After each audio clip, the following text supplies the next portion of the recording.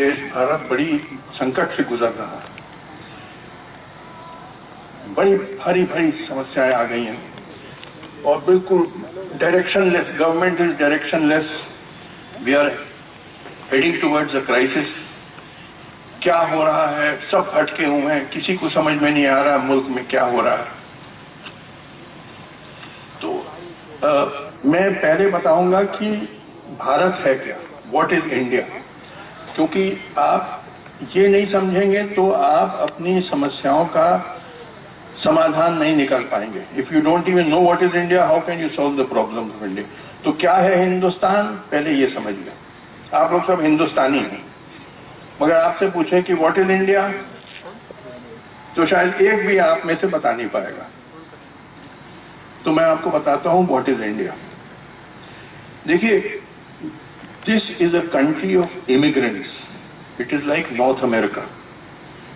आज हिंदुस्तान में शायद 93-94% लोग जो रहते हैं, उनके पूर्वज यहाँ के रहने वाले नहीं थे, वो विदेशी थे। हम लोग सब एक तरीके से विदेशी हैं, हम नहीं, हमारे पूर्वज। 93-94% लोग ज्यादातर नॉर्थ वेस्ट से आए और थोड़े से नॉर्थ ईस्ट से। क्यों आते थे Hindustan? Why were people coming into India, not going out of India?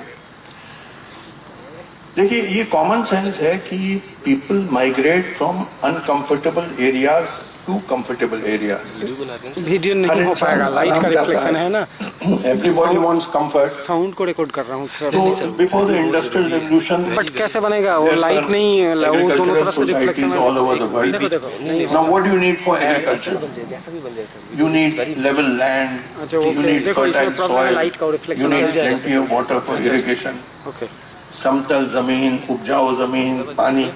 तो all this was in abundance in India, इफरात में था। आप चले जाइए रावलपिंडी से बांग्लादेश और डीप साउथ कन्याकुमारी तक, sub level land, fertile soil, पानी, यानी India was paradise for agriculture, जन्नत था। तो लोग बाहर से यहाँ आते रहे। यहाँ से क्यों कोई जाएगा अफगानिस्तान, जो बर्फीला है, पथरीला है, तकलीफ दे है, 4-5 महीने बर्फ से ढका हुआ है, ठंडा है, हर आदमी आराम चाहता है। तो हजारों साल से लोग इंडिया में आते रहे, normally from the north west and to much lesser extent from north east. तो it is like North America. North America में लोग आए यूरोप से पिछले 400 साल से, हमारे यहाँ हजारों साल से आते रहे। देखो, ओनली 2 ओकेजन जो हिंदुस्तान से लोग बाहर गए, एक तो था कि 19th सेंचुरी में जो प्लांटेशन लेबर अंग्रेजों ने भेजा, इंडेंचर्ड लेबर टू फिजी और मॉरिशियस और ब्रिटिश गायना एक्सेट्रा। और दूसरा ओकेजन जो पिछले 30-40 साल में जो डायस्पोरा गया है अमेरिका वगैरह, जो highly trained professionals from Indian Institute of Technology and doctors and so on. वरना कोई हिंदुस्तान से बाहर नहीं जाता था, क्योंकि ये दिस वाज पैराडाइज। यहाँ से क्यों जाएगा, इतने आराम से रह रहा है। तो इसीलिए this explains the ट्रेमेंडस diversity in India, the fact that this is a country of immigrants. 93-94% लोग हिंदुस्तान के आज रह रहे हैं, हमारे पूर्वज बाहर के रहने वाले थे, यहाँ के नहीं रहने वाले थे। Who were the original inhabitants of India? तो पहले थ्योरी होती थी कि Dravidians were the original inhabitants of India. Aryans came from outside. बाद में ये थ्योरी भी it was found to be incorrect, और ये जो प्रेजेंट थ्योरी है कि even Dravidians came from outside. Aryan भी बाहर से आए थे, Dravidians भी बाहर से आए थे। Dravidians रहते थे ये जो हड़प्पा मोहनजोदारो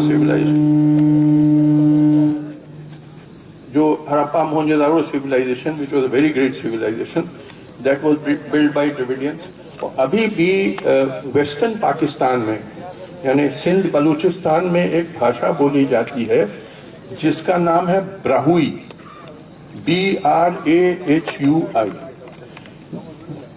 30 लाख लोग बोलते हैं Brahui in Western Pakistan even now, and that language is a South Indian language.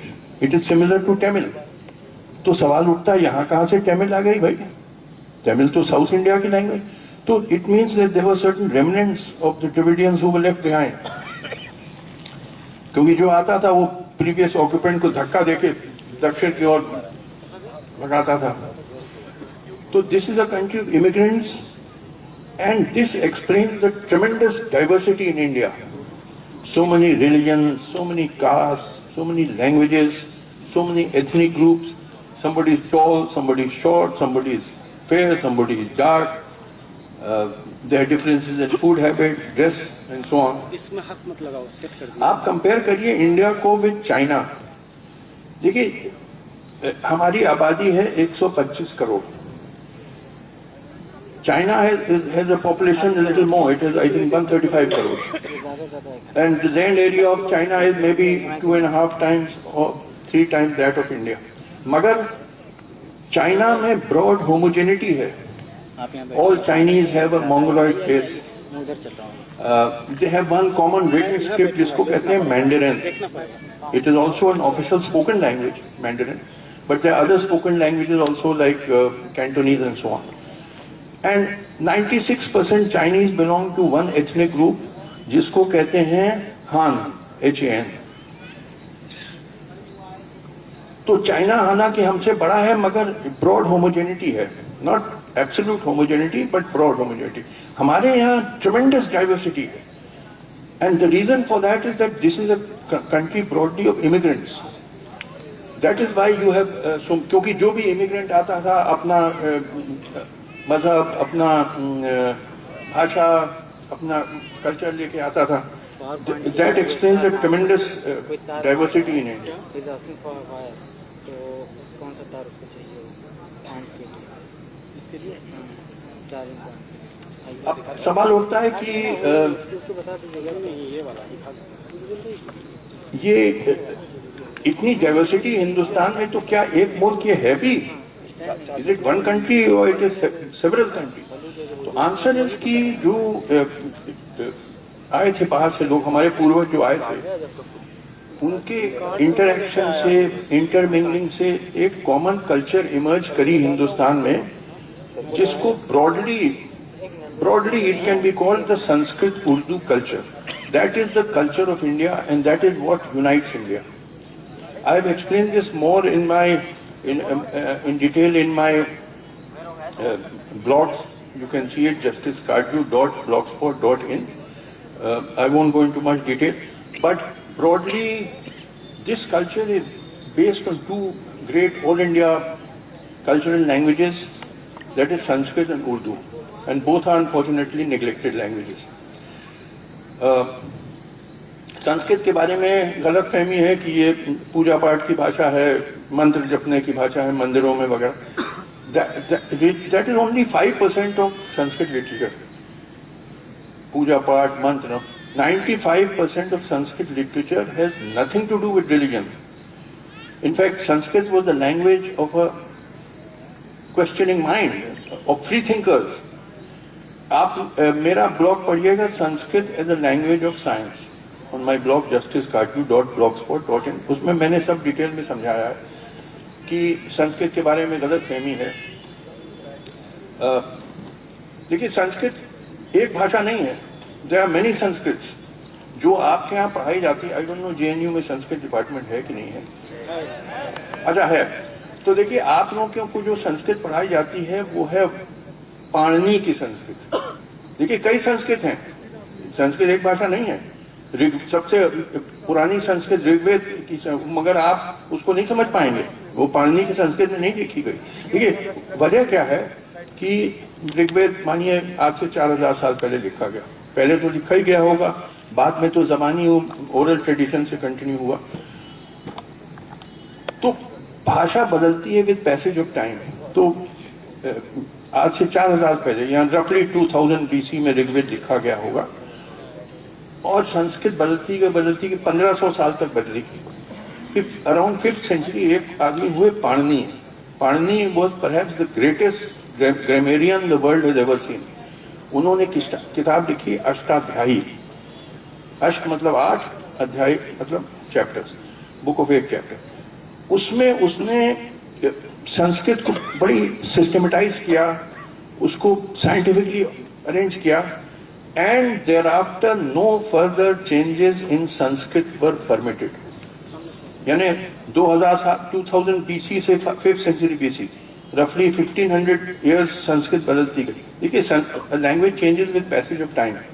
जैसे इंग्लिश, आप शेक्सपियर के प्लेस पढ़ने की कोशिश करिए, आप नहीं पढ़ पाएंगे क्योंकि it is written in English of the 16th century.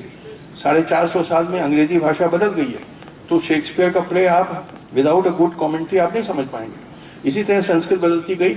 जब पाणिनि हुआ तब उसने संस्कृत को के रूल्स बनाए। वो क्या पाणिनि ने क्या काम किया कि बड़े सिस्टमेटाइज किया। मैं आपको एक उदाहरण देता हूँ आपको समझाने के लिए। देखिए, जैसे ये इंग्लिश लैंग्वेज है ABCD अप टू Z, इसमें there is no system. D के बाद C क्यों आता है, C के बाद D क्यों आता है, D के बाद E क्यों आता है, E के बाद F क्यों आता है, P के बाद Q क्यों आता है, देयर इज नो रीजन। बिल्कुल हैपहैज़र्डली सब जम्बल्ड अप है। पाणिनि ने क्या किया कि देखिए, अल्फाबेट बड़ी सिंपल सी चीज है, मगर उसको भी देखिए अपने पहले 14 सूत्रों में अष्टाध्यायी के उसने ऑर्गेनाइज किया अल्फाबेट्स को। जैसे फॉर एग्जांपल क वर्ग है, क ख ग घ ङ, ये 5 लेटर्स हैं। तो ये सब साउंड्स निकलते हैं गले से, दे कम फ्रॉम द थ्रोट। क वर्ग के जो भी अक्षर हैं, क ख ग घ ङ, गले से निकलते हैं। फिर च छ ज झ य, ये च वर्ग है। हर वर्ग में 5 लेटर्स होंगे, तो ये सब निकलते हैं from the middle of the tongue. फिर ट ठ ड ढ ण, ये from the roof of the mouth. त थ द ध न, ये this is from the tip of the tongue. And प फ ब भ म, these are sounds coming from the lips.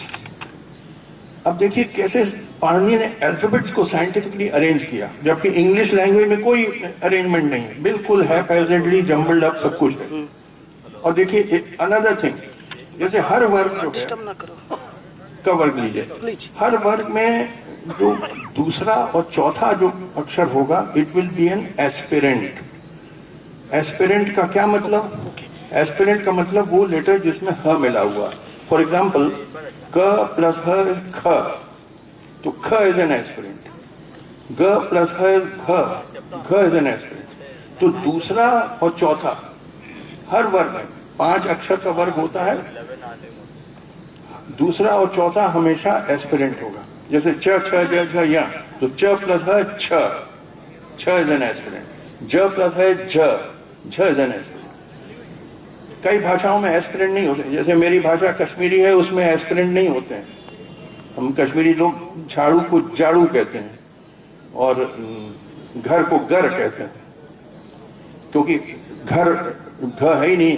Tamil भाषा में एस्पिरेंट्स नहीं है। इंग्लिश में भी बहुत कम एस्पिरेंट्स हैं, एक्सेप्ट फॉर जैसे थिंक है, त प्लस ह थ, एक दो और है, अदरवाइज इंग्लिश भाषा में भी एस्पिरेंट्स नहीं।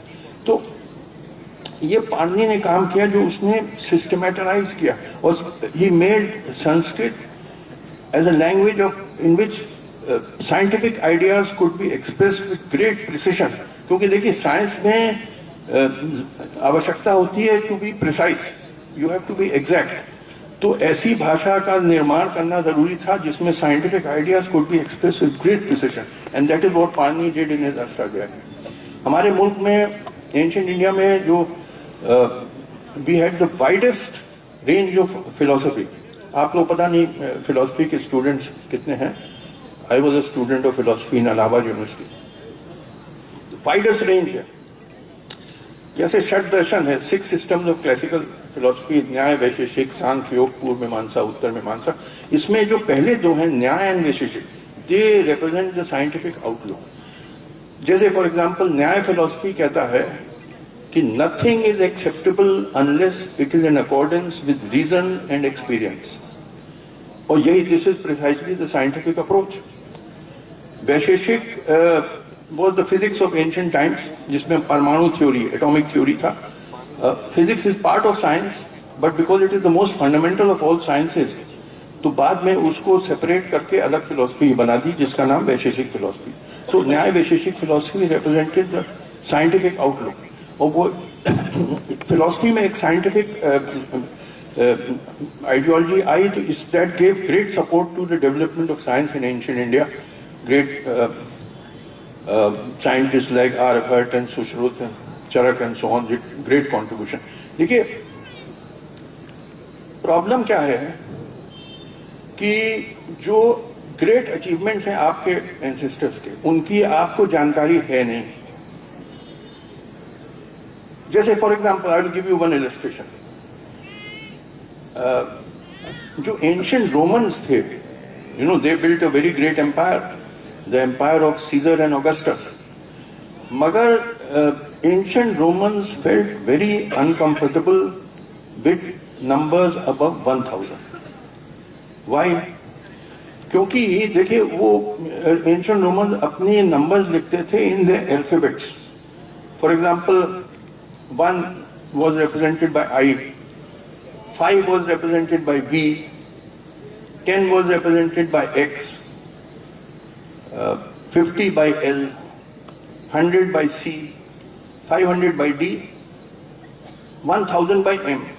M stands for millennium or 1000. Now, कोई भी letter नहीं था which represented a number above 1000. तो अगर ancient Roman को 2000 लिखना होता तो he had to write MM. उसको 3000 लिखना होता तो he had to write MMM. Supposing he had to write 1 million, he would have to write M 1000 times. I mean, he would have gone crazy. हम लोगों के यहाँ जो डेसिमल सिस्टम क्रिएट किया हमारे एंशिएंट इंडियंस ने, और पर्टिकुलरली द नंबर 0, इसके बगैर scientific progress in the world would have become very difficult. और ये this is the greatest revolutionary discovery made by Indians in ancient times, without which scientific progress would have been almost impossible.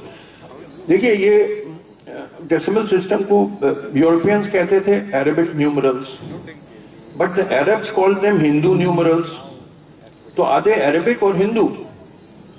तो इसका जवाब है कि ये देखिए ये जो लैंग्वेजेस हैं अरेबिक, पर्शियन, उर्दू, ये लिखी जाती हैं फ्रॉम राइट टू लेफ्ट। मगर आपका कोई दोस्त हो उर्दू लिखने वाला, उससे कहिए कोई नंबर लिख दे, 125, 635, कोई नंबर, वो लिखेगा फ्रॉम लेफ्ट टू राइट। क्यों एजाज साहब, मैं सही कह रहा हूं? बताइए, आप लोग तो उर्दू जानते होंगे। कोई सही कह रहे हैं ना?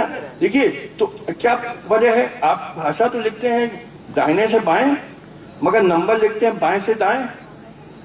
इसके मतलब ये नंबर ऐसी भाषा से लिए गए जो बाएं से दाएं लिखी जाती थी। So it is now established that they were Indian numerals. और 0 का कॉन्सेप्ट जो सबसे रेवोल्यूशनरी कॉन्सेप्ट था, उसके वजह से we could write astronomical number. जैसे फॉर एग्जांपल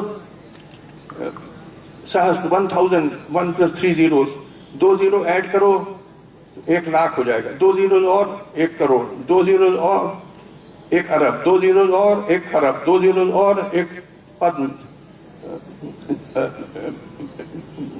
2 zeros और 1 नील, 2 zeros और 1 शंख, 2 zeros और 1 महाशंख। यानी you could write astronomy, and there are words representing astronomical numbers, whereas Romans felt very uncomfortable with numbers above 1000. ये one of the great discoveries by our forefathers. Another great discovery जो सुश्रुत ने plastic surgery invent करी। देखिए plastic में plastic नहीं इस्तेमाल होता है। प्लास्टिक में आपकी के बॉडी का एक टुकड़ा काट के, जैसे आपके पैर की नस काट के आपके हार्ट में लगा दिया जाता है इन हार्ट बाईपास सर्जरी। क्योंकि कोई फॉरेन पार्ट लगाएंगे तो आपका इम्यून सिस्टम रिजेक्ट कर देगा। ये डिस्कवर किया था सुश्रुत ने 2000 साल पहले, अंग्रेजों ने तो 150-200 साल पहले ही डिस्कवर किया। ये सब आपके एंसेस्टर्स की ग्रेट डिस्कवरीज थी, मगर अनफॉर्चुनेटली इसका आइडिया है नहीं। और अब जैसे मैं गया था, अक्षरधाम मंदिर है जमुना पार, तो वहाँ बड़े जो उनके स्वामी जी हैं उन्होंने बड़ी मुझे इज्जत दी, रिस्पेक्ट दिया। और वहाँ पे एक टनल है, उसमें जैसे पानी बहता है, बोट पे आप जा सकते हैं, और उसमें scenes from ancient Indian history दिखाई जाती है। कई सीन सही हैं, Sushruta teaching plastic surgery, Aryabhata teaching mathematics and science, Panini teaching grammar. मगर एक सीन है कि जिसमें एरोप्लेन दिखाया जाता है कि इंडिया ने एरोप्लेन बनाया। तो मैं when I came back I met the head Swami ji. हमने कहा देखिए, why have you mixed up truth with falsehood? जो सच्ची बातें हैं, प्लास्टिक सर्जरी इंडियन ने इन्वेंट करी, डेसिमल सिस्टम, ये दैट इज ट्रू। मगर कहना कि एटम बॉम्ब इन्वेंट किया, एरोप्लेन इन्वेंट किया, गाइडेड, इट इज नॉनसेंस। यानी everybody in the world, दुनिया में everybody knows first aeroplane was invented by the Wright brothers in America in 1903. बच्चा जानता है।